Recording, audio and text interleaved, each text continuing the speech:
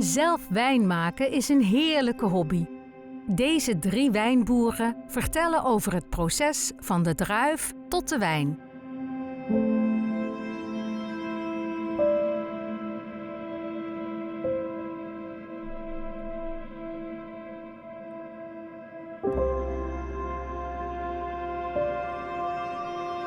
Dit is Wijndomein Riezenberg in Gronsveld. En ontstaan is eigenlijk ongeveer 4 jaar geleden. We zijn met z'n 5 en 2 van onze maten hebben een maatschap opgericht. Die hebben elkaar leren kennen tijdens een trip naar München voor een zakelijk congres. En tijdens die trip hebben ze min of meer hun passies, hun ideeën over het leven gedeeld. Dat waren Maarten en Guy en plotseling kwam ter sprake dat de ene een wijngaardopleiding deed in Hasselt, in België, in Sintra. En de ander die had een perceel in Gronsveld en die wilde van alles met wijn. Eerst in 1985 toen begon ik de eerste wijn te maken van vruchtenwijn. Maar daar was ik niet zo tevreden over. Ik wilde graag druivenwijn hebben. En daardoor ben ik lid geworden van een wijngilde, waar ik dus een cursus had gevolgd. En op die manier ben ik een beetje niet professioneel, maar als amateur wijn beginnen te maken. Dus mijn doel, druiven verbouwen, maar ook van je eigen druiven wijn willen maken. En dat is inderdaad het proces geweest van vallen en opstaan.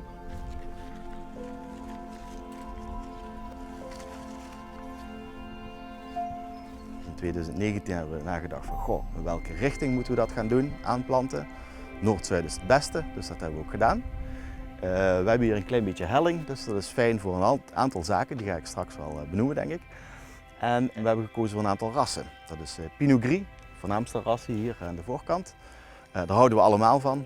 Auxerrois, die staat in het midden. Ja, dat is een beetje mijn kindje, dat vind ik wel een hele interessante Limburgse druif. En tot slot, een heel aan de andere kant eigenlijk, zie je net niet, staat Pinot Blanc aangeplant. Dus we hebben 3 verschillende druivenrassen, in totaal 1700 wijnstokken die we machinaal hebben aangeplant. Vanuit de ent ontstaan wat scheuten en die gaan blaadjes voortbrengen voornamelijk en ja, wat jong groen als het ware. En dan gaat dat groeien tot ongeveer de bovenste draad. We zitten in de periode van de bestuiving, oftewel de bloei van de plant. En vaak heb je daarvoor bijtjes nodig en andere insecten eigenlijk. Dat hebben wij voor de druiven niet. Het is een hermafrodiet, hij bestuift zichzelf. Dus dat scheelt al, maar we vinden biodiversiteit in de wijngaard wel heel belangrijk. Dus allerlei soorten kruiden, planten, bloemetjes, die moeten hier aanwezig zijn voor het allemaal gezond te houden en in balans te houden. Dus dat vinden we goed. En een uitschieter is natuurlijk de roos. De roos hebben we bewust gekozen vanwege een soort signaalfunctie. Zodra dus die echt of valse meeldauw zich voor gaat doen, dan kan de roos eigenlijk ons alarmeren. En die zegt eigenlijk van, de ziektedruk is heel hoog, ga alvast je voorbereidingen treffen. Dus de roos is naast dat die heel mooi is, heeft die ook een soort verklikkende functie.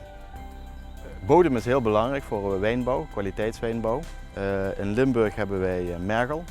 Daarnaast hebben wij heel veel kiezel hier en grind en vuursteen. Dus grind en kiezel is eigenlijk aangevoerd door de Maas. Vroeger kwam die via de Jura en via de Ardennen hier naar het Zuid-Limburgse. En dat gruis, die pakketten en grind en kiezel is eigenlijk aan de zijkant van de Maas achtergebleven. En daar staan we nu eigenlijk ook op. Dus we hebben hier veel leem, dat is goed voor de vruchtbaarheid. En daarnaast hebben we dus iets verderop, 1 of 2 meter verderop, hebben we dus grind en kiezel. Draineert goed, dus de druivenstok moet heel hard werken om tot dat water te komen. En dat levert dus uiteindelijk kleinere druifjes op die veel concentraat en kwaliteit leveren. Nou, hier is de bloei net plaatsgevonden. En de vuistregel in wijnland is dat 100 dagen nog duurt voordat de oogst kan plaatsvinden. Dat scheelt af en toe 1 of 2 dagen, maar 100 dagen is de vuistregel. Dus dan kunnen we al onze vrijwilligers plannen om straks te gaan plukken.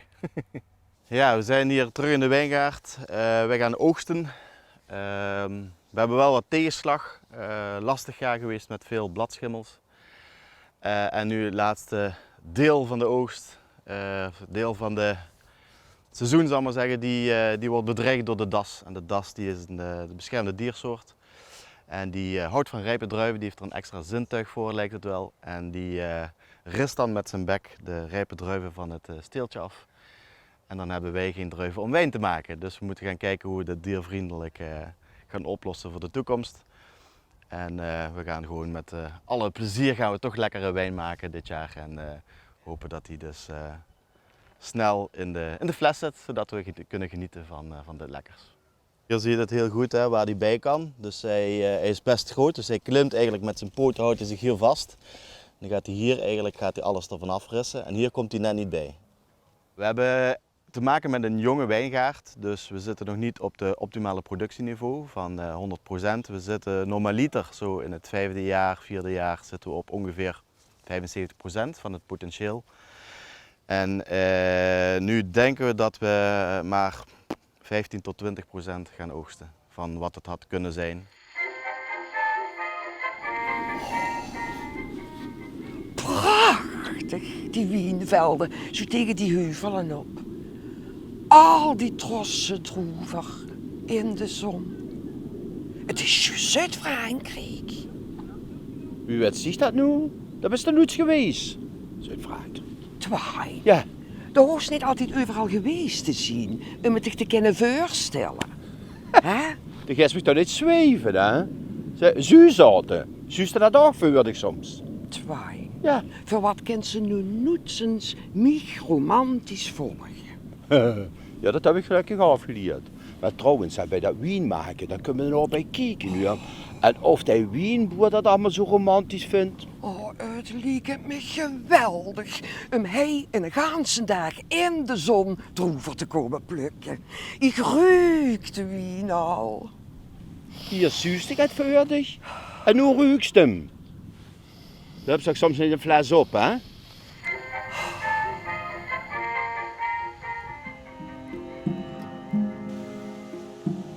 Om een wijngaard voor elkaar te krijgen moet je dus natuurlijk een goede lap grond hebben waar je dus die druivenstokken kunt zetten. Ze moeten in de juiste richting ten opzichte van de zon staan. En het moeten druivenranken zijn die dus niet erg gevoelig zijn voor meeldauw of andere ziektes.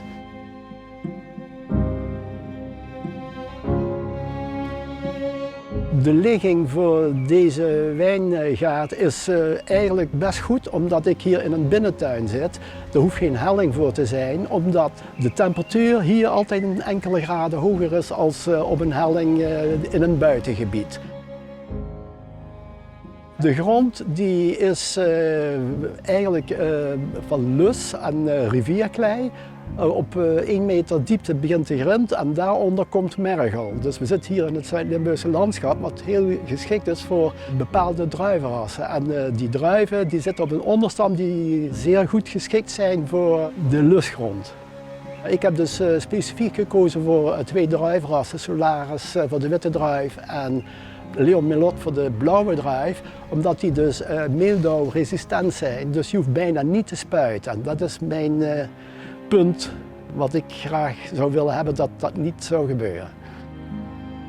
Op het moment dat de druiven beginnen glazig te worden, vooral voor de witte, en de blauwe druiven blauw beginnen te worden, dan moet ik netten gaan spannen over de druivengaard. De oogsttijd die is meestal 100 dagen na de bloei en die verwacht ik zo'n beetje half september ongeveer. En dan gaan we nou de druiven ritsen.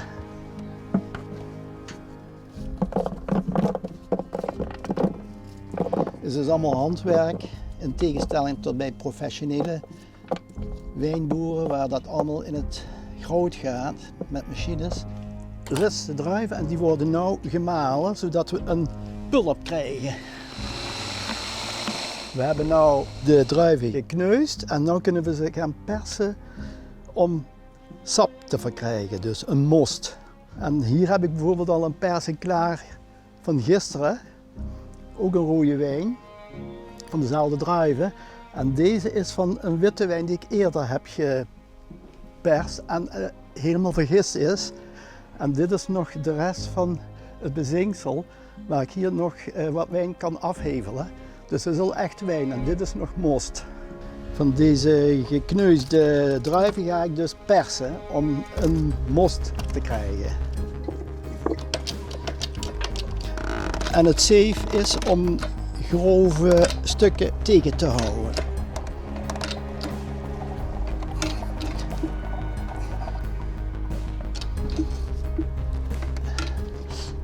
Als je eenmaal een fles gevuld hebt met dit sap, dan kun je dus even veilig stellen voor een enkele uur totdat gistkorrels bij worden gevoegd om het gistproces te starten.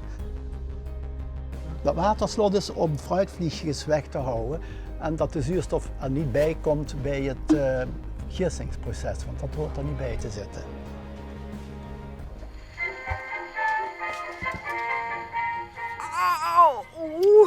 Nu zij eens uit met kuimen Irma en pluk in godsnaam door, ja? Ai, wat een ruk. Oh. En ik mag hopen dat we het terughouden vandaag. Luister Irma, die vond dat zo romantisch, hè, dat droeve plukje. Hè? Nu heb ik het voor de geregeld, dus ze moesten het uitzetten met zeveren. Ja, maar ik kan niet zo lang op mijn hoeken zitten. Dan zet ik op de knieën. Oh, nee, dat dan helemaal niet. Je weet zelf wat voor een pijnlijke knieën door die heup. Ja. Die bunst me alleen maar af. En van ons, hè, dat weet wat doorwerken is. Hè. Je hebt mijn gans leven niet anders gedaan. Oh nee, hoe kreeg ik wat dat? Daar wil ik het nog wel eens met u over hebben, manneke. Als voor uitgeplukt zien. En steekt niet zoveel droeven in de mond. Hè. Een streng kunt ze nog aan het speien. In het begin mislukte alles. Nou, gelukkig dat mijn vrouw ook altijd een passie heeft in mijn hobby. Heel belangrijk. Maar in de loop van de jaren hebben wij steeds meer hulp gehad van vrijwilligers die dat heerlijk vinden om hier ons tussen de rijen stokken te helpen. Dan moet, in januari moet er gesnoeid worden, de oude stokken moeten afgevoerd worden, moet weer opgebonden worden. Maar ook wat natuurlijk heel belangrijk is, het hele gazon moet een beetje fatsoenlijk uitzien. Sint-Pietersberg, waar wij dus op de helling Sint-Pietersberg, zeg maar het tegenovergestelde, dus de Oosthelling wat wij hier hebben, die heeft meer dan voldoende zon. We weten dat wij hier beneden een 10-tal meter diep komen we op de mergellagen. Dus in de loop van die miljoenen jaren zit ook tussen onze lustgrond dus voldoende kalk. En dat proef je ook op een gegeven moment in je wijnen. Onze wijnstok die is in feite van herkomst Duits, dus daar heb ik me ook altijd in geïnteresseerd. Dus de Duitse wijnbouw, daar heb ik ook mijn kennis vergaard door cursussen te volgen. En wat ik daar geleerd heb is begin inderdaad eind augustus, september, je bolletjes te meten. En wat willen wij weten, dat is namelijk hoeveel suiker heeft de druif dus opgebouwd. Het sap hiervan, dat doe ik op een heel mooi apparaatje. Dat is noemen ze een refractometer. En met de refractometer doe je van één bolletje doe je hier sap op. Kijk, kun je zien, doe ik gewoon het sap op een lensje leggen. En dan kijk ik door de lens heen. En dan kan ik makkelijk zien. Dan moet ik daarvoor toch even mijn bril afzetten. Dat metertje geeft mij nu aan dat deze druif dus 1070 Uxeler heeft. En Uxeler, dat is een waarde voor de suiker in de druif. En aan de hand van een hulplijst kan ik aan 1070 kan ik zien, als het hele proces natuurlijk verlopen is, hoeveel zuivere alcohol straks in de wijn gaat zijn. De derde dag na de oogst begint bij ons het persen. En het persen, dat is eigenlijk het begin van de hele cyclus van wijn maken. Dus gisteren hebben we de druiven gekneusd en gescheiden van de takjes. En dan gaan ze hier ongeveer zeg maar een 12 tot 24 uur in weken. En er is een enzyme aan toegevoegd om de schilletjes zachter te maken. Dus hier in de pers zitten druiven en sap.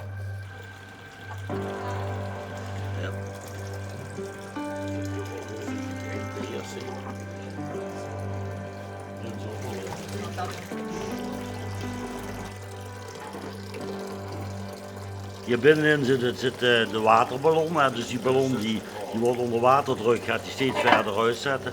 En die drukt de druifjes tegen een persdoek aan. En dat persdoek dat laat natuurlijk het sap door. En je ziet hier het sap duidelijk door het doek naar buiten komen. Onder in de vangbak. En dan de verzamelemmer die naar de giststank gaat.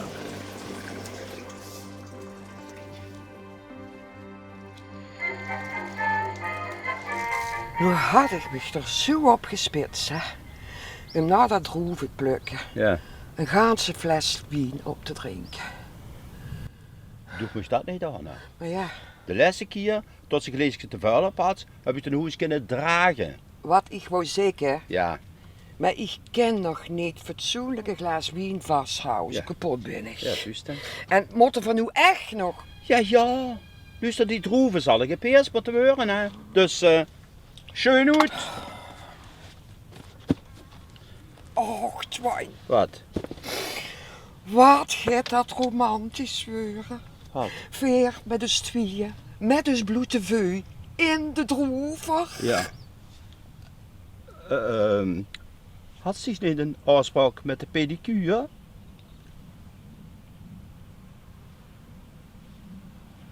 Dat had ze nu niet moeten zeggen. Kijk, hier word je wel weer blij van. Hè? Dit is echt een Pinot Gris waar je blij van wordt.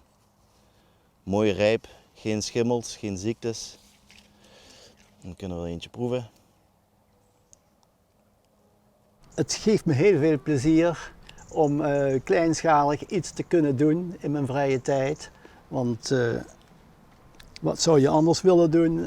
Wandelen, kleinkinderen enzovoorts. Maar wijn maken is ook een onderdeel van mijn hobby's. Ja, wat is het mooie? Op een gegeven moment kom je natuurlijk, je carrière sluit je af. En dan ben ik altijd iemand geweest die altijd hobby's gehad heeft. En ja, natuurlijk, je kunt het hier zien, dit is een van de mooiste hobby's. Dus.